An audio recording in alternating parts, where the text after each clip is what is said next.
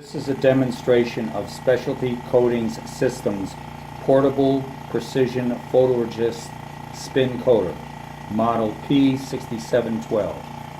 It is a precise, repeatable spin coating. It has a bowl diameter of 12 inches, a PLC controller for strong and executed operator selectable spin coat profiles. Up to 15 recipes. Chuck speeds variable between 100 to 8,000 RPM. It has ramp times between 1 to 30 seconds, hold times from 0 to 999 seconds. It is powered by 110 volts, 60 hertz, 8 amps.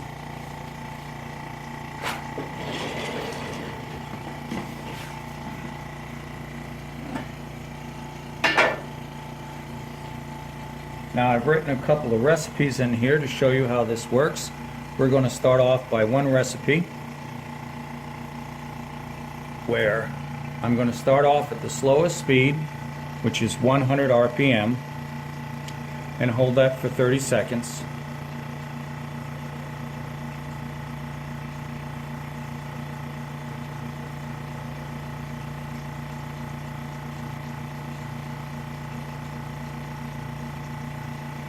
Then we will advance to 4,000 RPM right now, which is half the speed.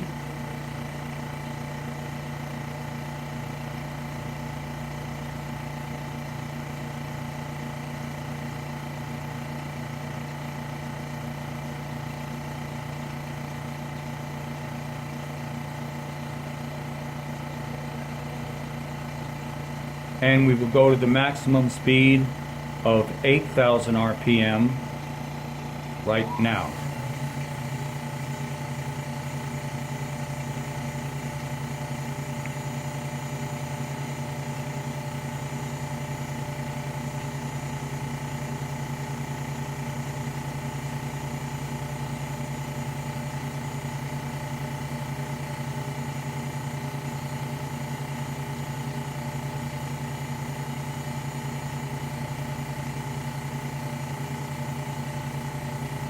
And stop.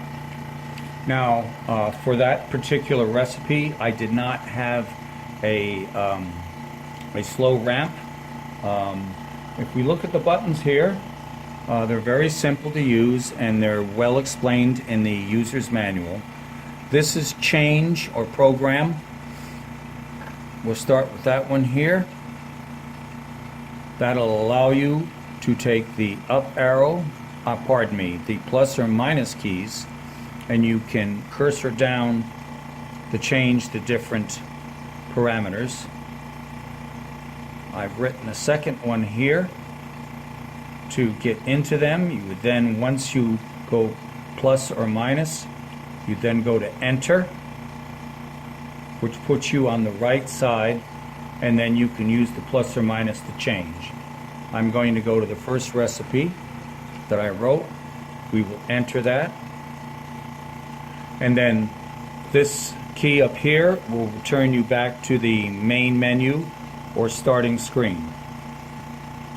Now in this particular recipe, I'm going to ramp up to full speed, 8,000 RPM in 10 seconds, then hold it for an additional 20.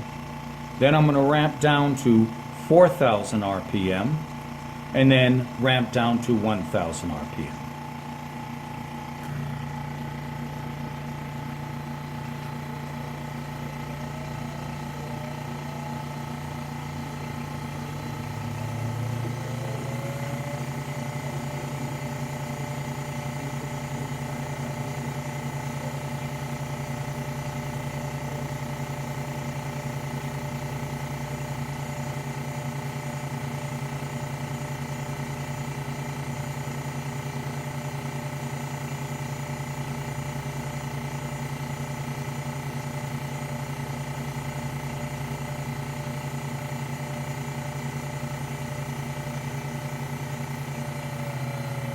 Now we will ramp down to 4,000 RPM. Again, that's a 10-second ramp.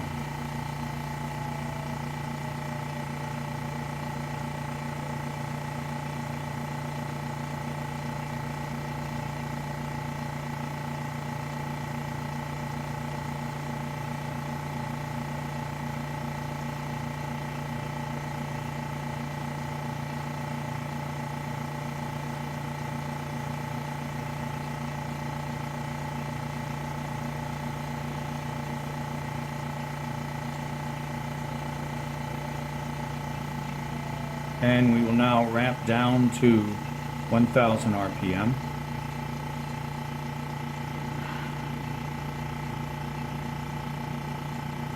Hold that for 30 seconds and then we will stop.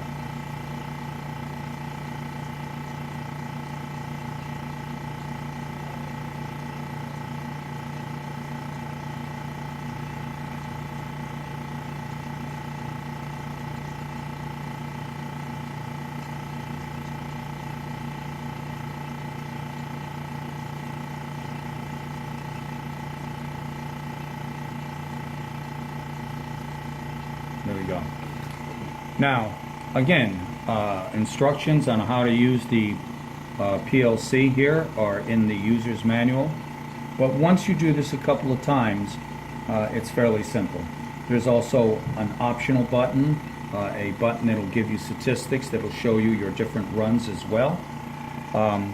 If, for example, you wanted to start a recipe and then you change your mind, at any time you can just hit stop and it'll stop, and it'll tell you that you had a short cycle because you didn't complete. Just push the clear button and that takes you back to the main screen. And again, when you push change, you can step your way down. Each one of these recipes has 3 different speeds. As you can see, I have the 3 speeds in there, followed by a solvent, an N2 purge, cooling, and edge as well. And we're back to the main screen by just pushing here. The chuck is a push-on chuck. It's advisable that you keep that O-ring inside the chuck. It does help stabilize the vacuum, and it gives the chuck a nice balance so it won't wobble either. This can be lifted off for cleaning.